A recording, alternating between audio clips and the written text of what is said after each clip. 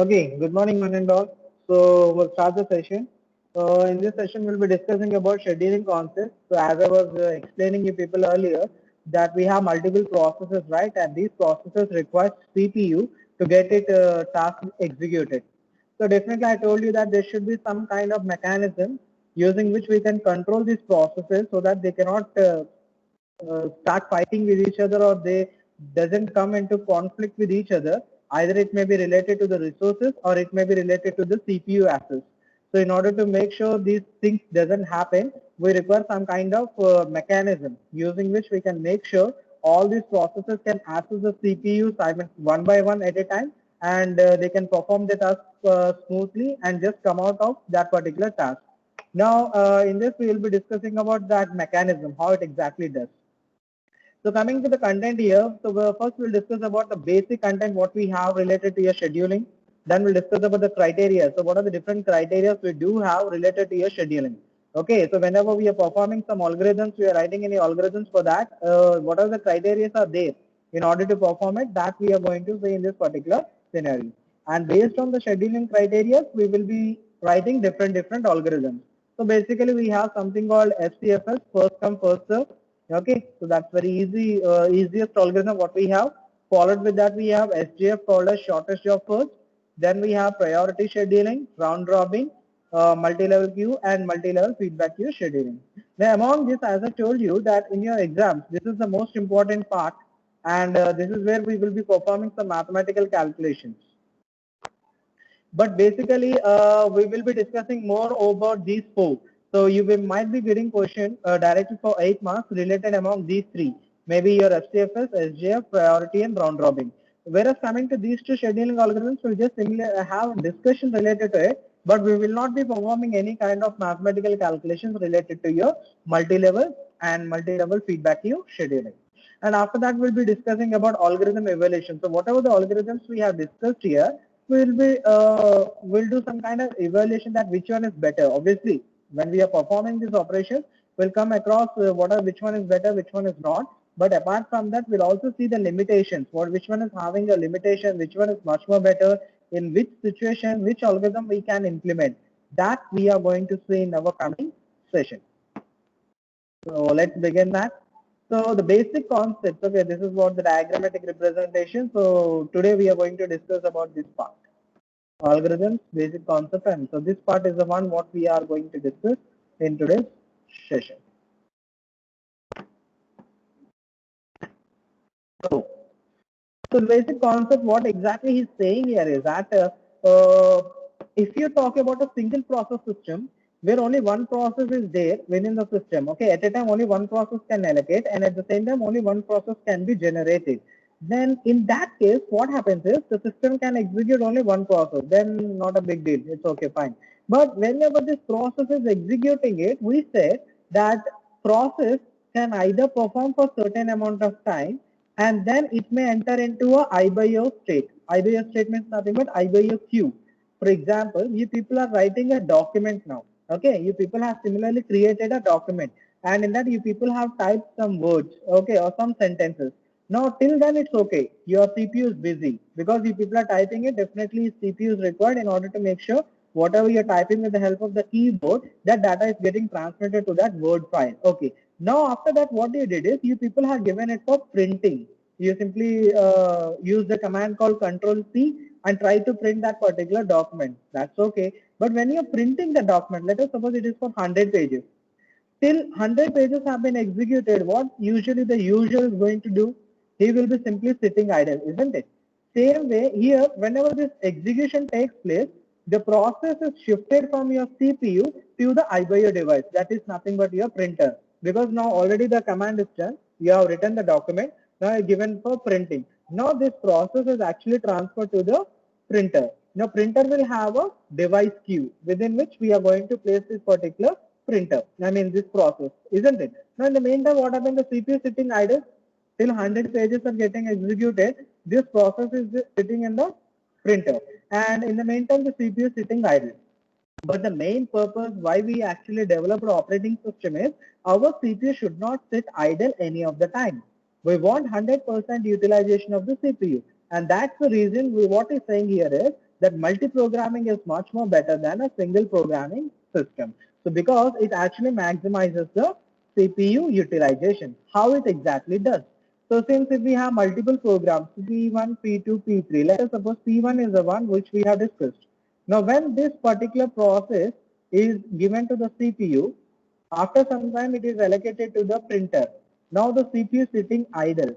In that case, what we can do, because the CPU has shifted to this particular printer, it is present in this particular queue, device queue, what we have.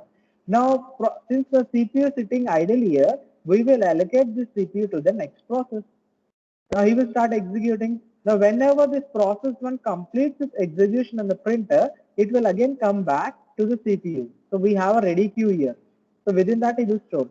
Once the process 2 performs its task and terminates, then again we can allocate process P1 if process P3 is not there. Okay, so this is the way it actually works. So what happens? Even though the process P1 has executed for certain amount of time and then it is moved into the printer, the CPU is not sitting in idle state because we are allocating process P2 to CPU. Then what happens? CPU will continue this work. So this is the way we try to maximize the CPU utilization. Well, when we people are actually performing this, like the process P1 was initially in a CPU state. Then from CPU it went into a IBIO state.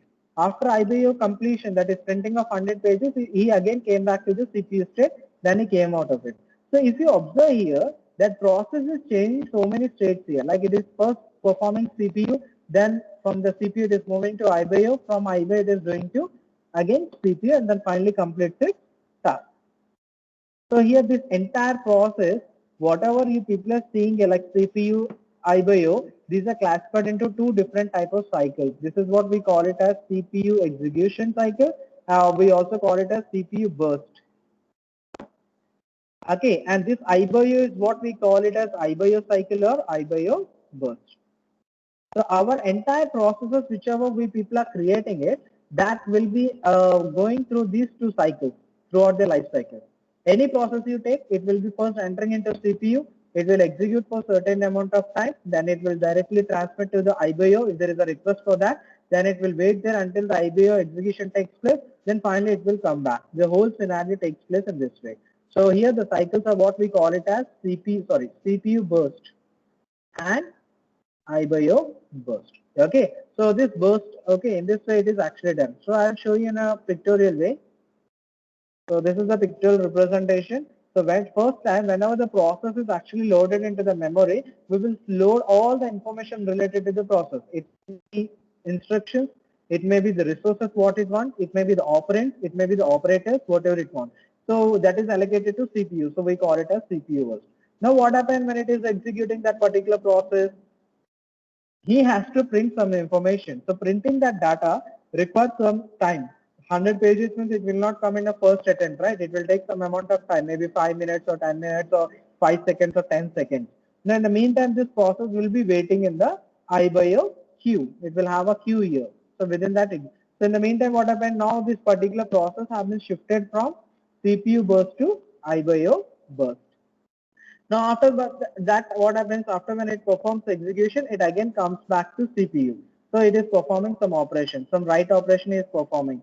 So when it is performing write operation, it has to be written to the file. So definitely it will require some IBIO device. It is entering into again IBIO. So in this way again it is coming back to CPU. Finally his task is completed and so on. This life cycle keeps on going like this. Okay. So any process you take, it may be any process.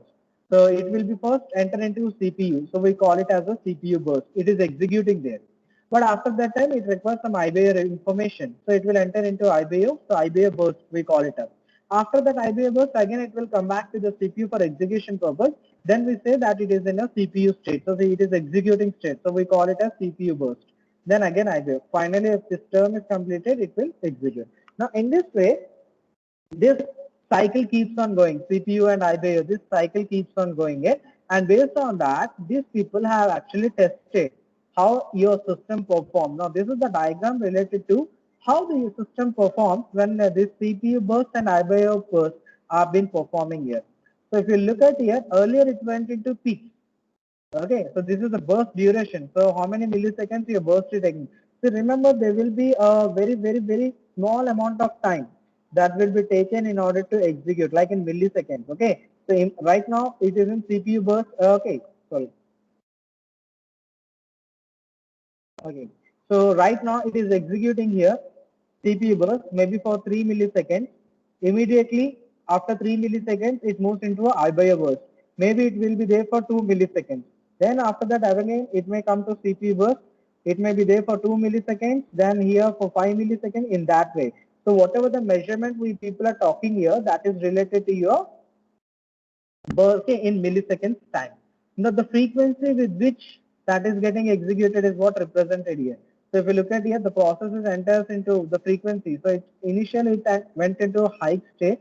After this, it started coming to degradation, and finally it has become flatten up. Means earlier stages, whenever the process start executing, there will be lot of variation, lot of fluctuations between CPU burst and IBA burst here. But later on, as it is coming to the end, completion of a task, definitely it becomes slower, and finally this is what represented in this particular scenario. Okay, this is the way it actually works. Now, based on this, how we can manage this process from moving into CPU and IBM, definitely we require some kind of mechanism. That is what we call it as scheduler. And already we discussed about the CPU scheduler. This is the one which actually manages that. We also know that CPU scheduler as a short-term scheduler. This will be present near to the CPU, and this is the one which will allocate the process to the CPU for execution purpose. Now, whenever the process is entering, now remember, we are saying ready queue, right? We have a ready queue here. All the processes are coming within this particular ready queue. From here, the CPU scheduler is allocating. The CPU scheduler will be present here. This is your scheduler. This CPU scheduler allocates one of the process to CPU, right? But basically what you can understand, what kind of queue is this? Like something like FIFO queue, isn't it? First, whoever is coming, he has been allocated to CPU. But here he is saying that this CPU can be of different types, not only single type, different types. Like we have FIFO queues, like first in, first out, that we already discussed. Not only that, we can also have other different type of queues, like priority. We also have something called as priority queue. Means based upon the priority, so we have a queue here. This is having some processes, set of processes. P1, P2, P3, P4. Let us suppose in a sequential way. So as for ready queue, what do you know? So FIFO means queue, whichever is coming first. P1 came first. We need to allocate P1 to CPU. But if you talk about priority queue, the one who is having the highest priority, that will be allocated. Let us suppose the priority for the process P1 is 1. Okay, oh, okay, fine. Okay, we give it as 5. And the process for priority P2 is 1, P3 is having 2, and he is having something called 6. So here, since the priority P2, I mean the process P2 is having the lowest priority, he should 1. So he will be given, sorry, this is the highest priority. Means 1 represents highest priority, 6 represents lowest priority. So here since process P2 is having this highest priority, he should be allocated to process, I mean to the CPU, not to this, but not this particular process P1 need to be allocated to CPU. So here based upon this, our queues will be of different types. So we have priority queues, we have FIFO queues, we have other different type of queues. We will see that when we are executing this scheduling algorithms. Now, whenever this process is actually shifting from CPU state to IBIO state, okay, I mean CPU burst to IBIO burst, it may be present in one of these particular, the decision related to CPU will be present in one of the 4 states. What is that is, the process may be shifting from running state to waiting state. We already discussed about states, right? We have new state, running, ready. Okay, fine. Let me use a different mode there so that I can explain it easily. Okay. So we do have something called as, okay. So we discussed about states, right? We have a new state here, ready state, running, waiting, and terminated, isn't it? We already discussed it. So this is our new state, ready. This is what we have, execution state. That is nothing but running state. Okay. Then we have waiting state, and then finally we had something called as terminated state. So what it's saying is that in this particular scenario, switches from, so the our process when it is moving from what we call one state, CPU goes to IBO, it may be switching from running state to waiting state. Now, when a process will switch from running, this is your running state, right? From running state to waiting. When your particular process will switch from running state to waiting state, whenever it has some IBO request. Remember this. Whenever it has some IBO request, then only it switches from running state to waiting state. Now it switches from running state to ready state. Well, this also we have seen it. Running state to ready state, isn't it? That is what he was saying here, running state to ready state. So when this particular process which is running will enter into ready state, whenever some high priority process comes in, we need to stop. I gave an example of our class lecture. I am delivering a lecture, suddenly HOD sir came. So high priority task has come up, process has come up. I am the low priority. So what I need to do, I need to enter into a ready state now, and your class will be taken care by your HOD sir. So that is what been represented here.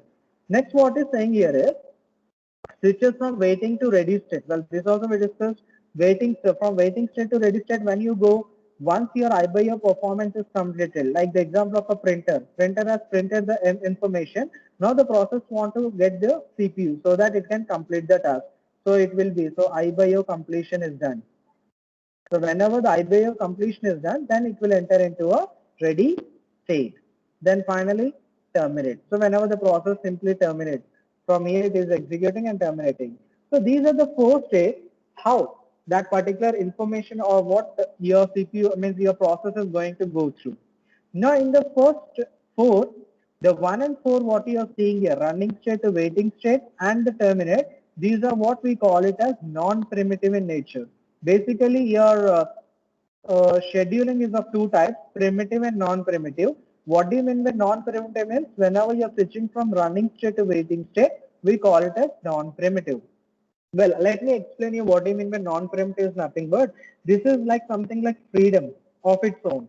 Like once a process is allocated to the CPU, now the process will decide, okay, when it has to remove the CPU, when it has to leave that particular CPU. That is what we call it as non-primitive. Okay, whenever a process is allocated to the CPU, once it is allocated, the process will decide when the CPU need to be released.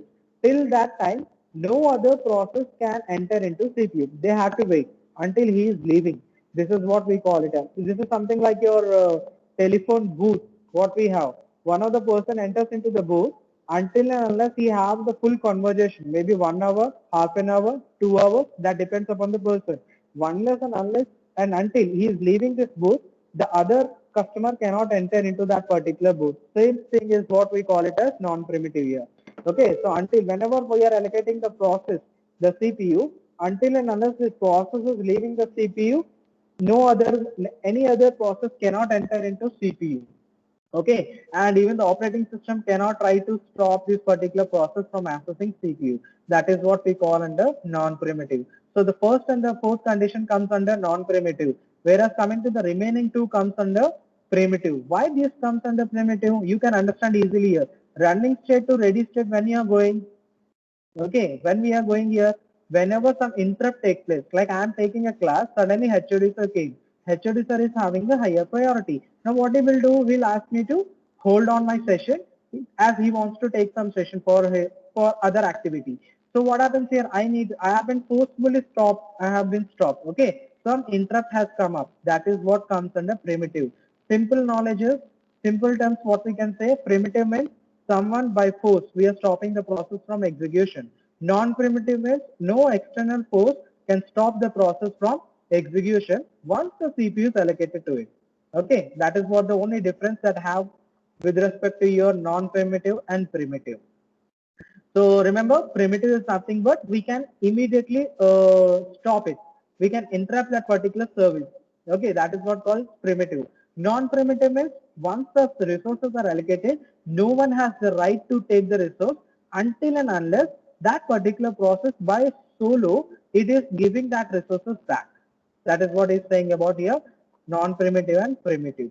So if you talk about here, based on this, we are going to see the different type of scheduling. So if you look at here, we have something called dispatcher. Apart from that, so these are the terms what are required. Based on that only, we are going to perform our algorithms.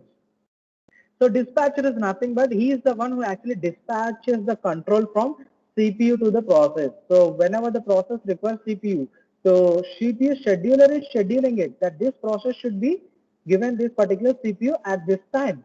But who is giving it? So definitely we have something called dispatcher. He is the one who will give that particular time. This is something like a counter person.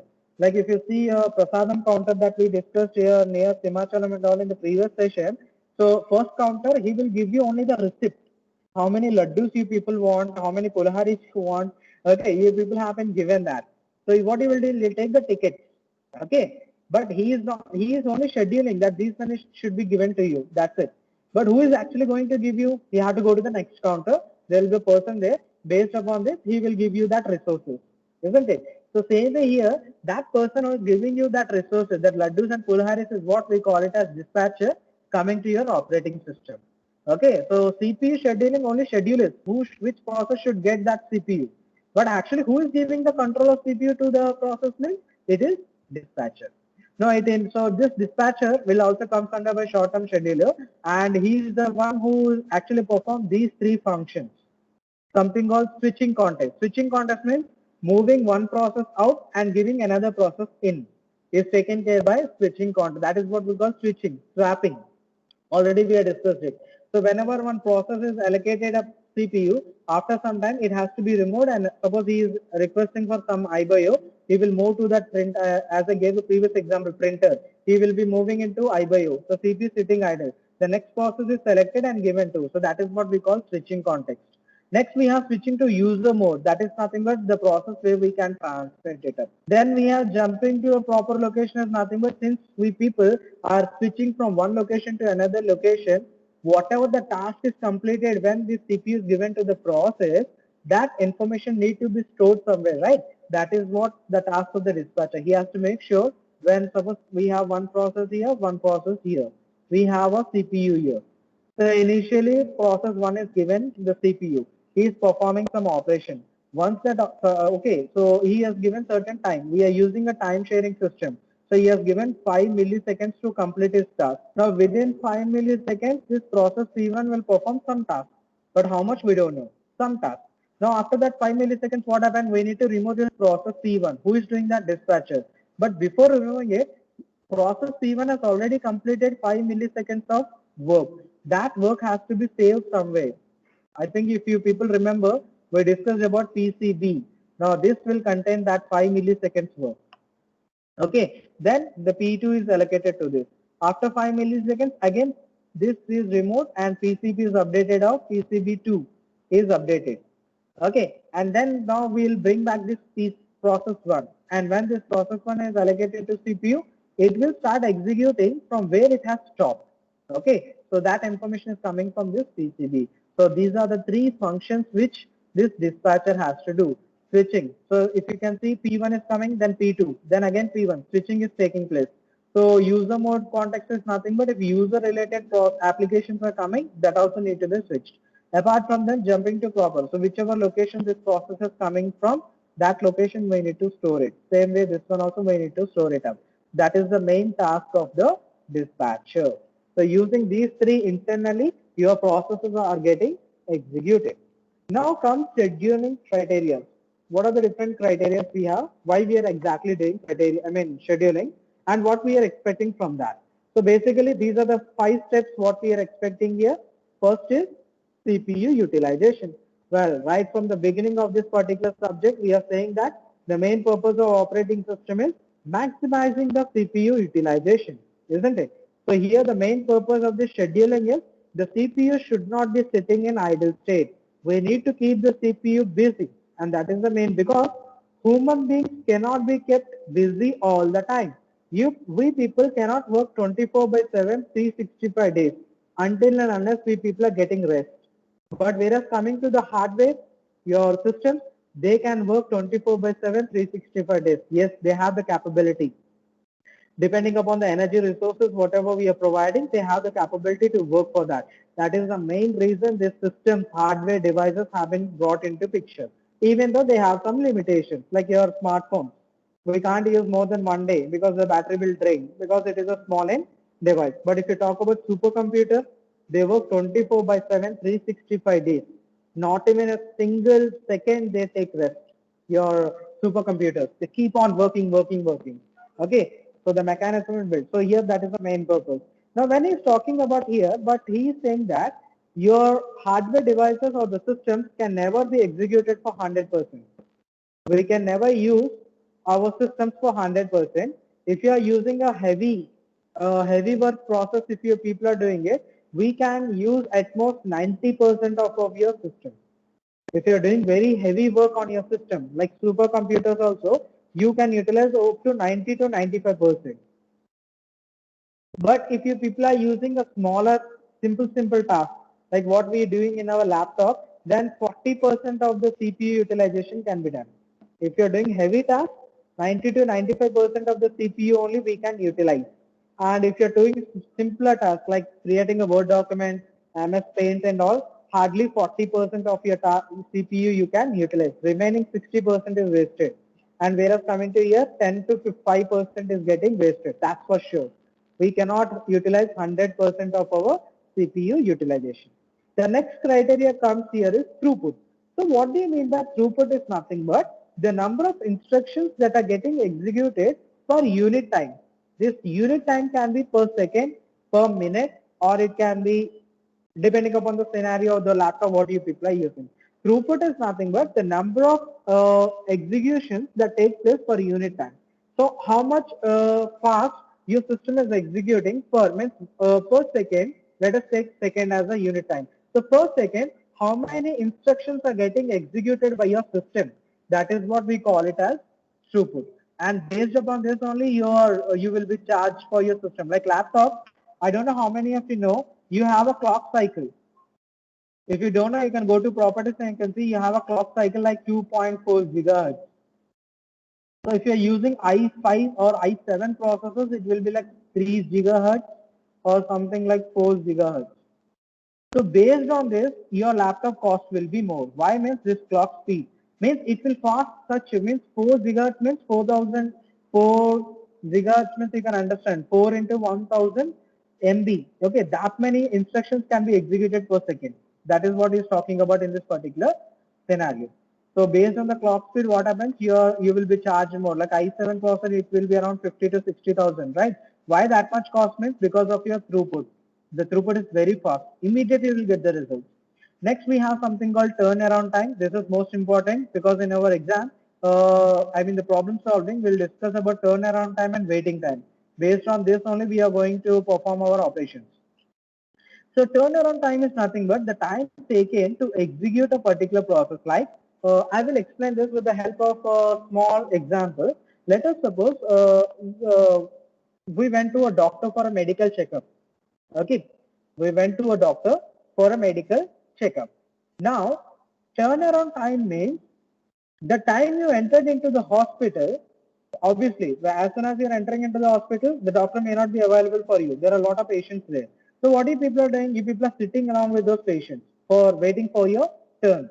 So the time taken for you to enter into the hospital, wait for your turn, get it checked by the doctor, and you're coming out from that hospital. This entire time, how much you have spent there is what we call it as turnaround time.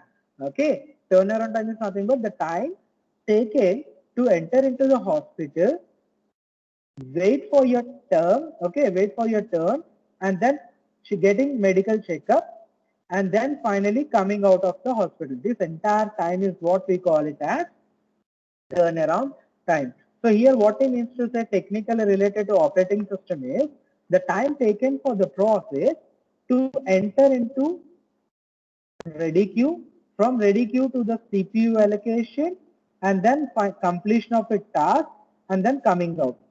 Okay, that process is completed. So this whole time is what is talking about here, turnaround time. Okay.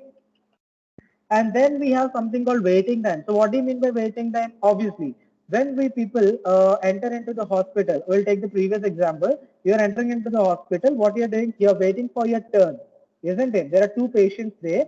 So as soon as you enter into the hospital, you're waiting for some time. So what is the time? Two patients are there. So once those two patients complete, you are entering. That is what we call it as waiting time. The time taken for the process waiting in the ready queue. So since this process is ready to execute, but he is waiting in the P1 is ready to execute, but is waiting in this ready queue. Okay, it has to be allocated to CPU. It is waiting for some time. Maybe some other process is getting executed. So how much time it is waiting in the ready queue is what we call it as waiting time. Okay, is it clear? There is a lot of difference between waiting time and turnaround. Waiting time is only some portion of the time taken for you to wait in the ready queue. So in your example of your hospital, you are waiting for the doctor. The time taken for you or you have spent waiting to get your call from the doctor is what is calling it as waiting time. Turnaround time means right from the entrance into the hospital, waiting for your turn, plus getting checked up, plus coming out of it. The entire process is what we call it as turnaround time. Simple saying, a process started executing. So the total time taken by the process to complete its execution and come out is what we call it as turnaround time. What about waiting time means a process is waiting in a ready queue for its turn. So how much time it is waiting in this queue? That is what is calling it as waiting time. What about response time? The last one is response time. So what do you mean the response time here is nothing but the amount it is taken for the when a request is submitted until the first response is produced. Okay, this is something like you people have given what we call we can say with the help of example here is nothing but take example of a hospital only. So here response time what is saying is whenever you are given, so whenever you enter you will be given some kind of chip, isn't, or some your file. The file consists of all your details. Now this file will be given to the doctor. So until and unless the doctor is responding to you for the first time, that is what he's calling it as response time. Like you may be visiting doctor two times. Like first time you went there, he asked you to do some scanning. You went for a scan. After that, you came back. Again, he responded to you. Not that time. First time when he responded. So first time when you're meeting the doctor, that is what he's calling it as response time. So here coming to operating system, what is saying response time is nothing but the process is allocated first time to the CPU, isn't it?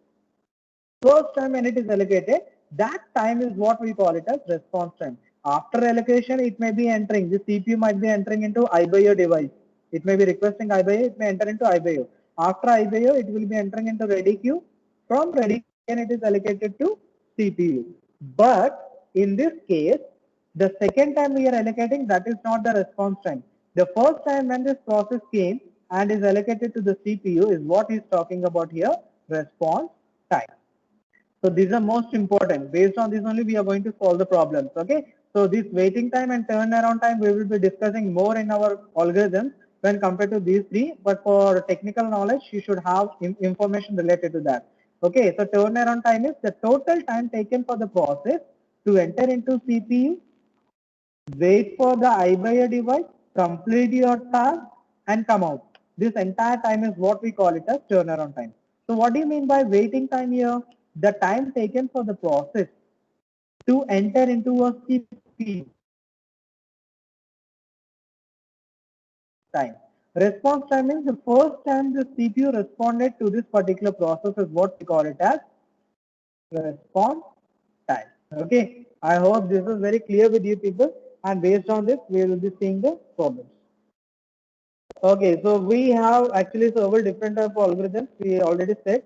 So here this is the criteria and its description related to that, how it is going to do. As I told you, if you talk about maximum CPU utilization, first one, so as I told, we can't utilize 100%, okay. So 40% for lightly loaded system and heavily loaded like your supercomputers, we can use 90%. Maximum throughput is nothing but the number of processes that are completed for that same thing. How many processes are getting executed per unit time? This unit time may be a second, milliseconds, nanoseconds or minutes. That depends upon our system. So how many processes are getting executed per unit time is what we call it as throughput. Now what about turnaround time? The interval from point of submission of a process to the time of completion means when the process enters into a ready queue as I stated. From there, allocate it to the CPU, entering into iBio device, and then again to the CPU, coming out of it. This entire time is what we call it as turnaround time. What about waiting time here? Waiting time is nothing but the time that the process is spending in a ready queue is what. So that is what it's saying. See, the amount of time that the process spends waiting in a ready queue is what we call it as waiting time. Okay.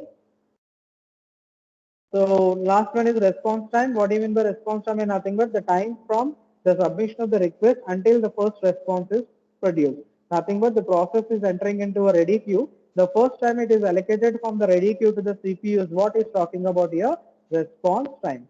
So this is what the whole scenario related to your criteria, and based on this, most important are waiting time and turnaround time. Please remember them, because based on that, if you understand this particular meaning, then only you can try to solve the problem, or else it's highly impossible. Okay, so next we have several different types of algorithms. We'll stop after this particular session, this slide. Okay, so we'll start the problematic part in the next session. Here, just I want to explain related to what are the different algorithms we have. First one, the basic and the most simplest one, what we have is first come, first serve, and based on this, we'll be performing operation. So whichever the process is coming first, that will be allocated the CPU first. He will perform the operation, and he will not leave the CPU until and unless he completes his task. Okay, so definitely it will have some drawbacks. Next we have of scheduling. So whichever process is having the smallest amount of time to execute, that will be allocated first. Okay, I'll explain them when we'll discuss. Then we have priority. We are already discussing a example of our class. HOD sir, highest priority, faculty lowest priority. So here based upon the priority, whichever process is having highest, he will be allocating it to the CPU. He will execute. What about the low priority? It will wait for the high priority algorithms, high priority task get completed. Then we have round robin. This is most important because this is the one which is used in your time sharing. This one, most important. Till now, whatever we discussed at 5 milliseconds, every process and all, that comes under round robin. Then we have multi-level queue and multi-level feedback scheduling. So we'll see these algorithms in the coming session. For today, let's wrap up till here.